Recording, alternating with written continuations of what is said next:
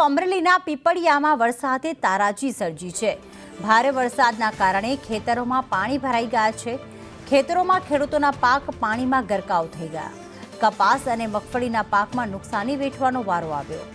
વરસાદી પાણી લોકોના ઘરોમાં પણ ઘૂસી ગયા હતા।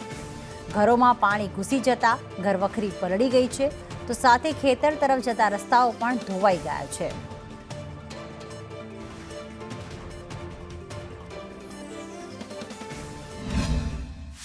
मैं डूंगरीનું વાવેતર કરેલું છે ને 4.5 વીઘાનું છે। અનિયમિત આ વરસાદ પડતા હવે મારી કોઈ એવું છે કે આ ડુંગળી થાય ને બહુ નુકસાન થઈ ગયું। કાલે વરસાદ 5:30 થી 8:30 2 કલાક વરસાદ પડ્યો। અમારે અતિથી અતિ ભારે વરસાદ પડ્યો તો અમારે ફરસાણની દુકાનમાં જોવા પાણી ગળી ગયું છે અને બધું અંદર કરિયાણું ફરસાણ પલળી ગયું। અંદાજે કેટલું નુકસાન થયું છે? અંદાજે 15,000 રૂપિયાનું કરિયાણું હતું। લોટ ને તેલ ને ખાંડ ને તેલ ને કઈ વાંધો ન થયો, ખાંડ લોટ હાવ પૂરું થઈ ગયું। બધા કટ્ટા ઉપર ચડાવી દીધા અમે।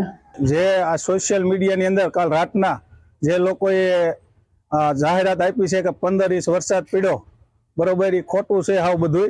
અને ખોટા ભરમામાં કોઈ રહે નહીં અને પબ્લિકને ઉછેરવાનું કામ કોઈ કરે નહીં, બરોબર। અને જે લોકોને નુકસાની છે એ લોકો કાયદેસર પંચાયતે લખાવશે અને લખીને પછી પંચાયત ત્યાં જોવા જાય, બરોબર, સર્વે કરશે।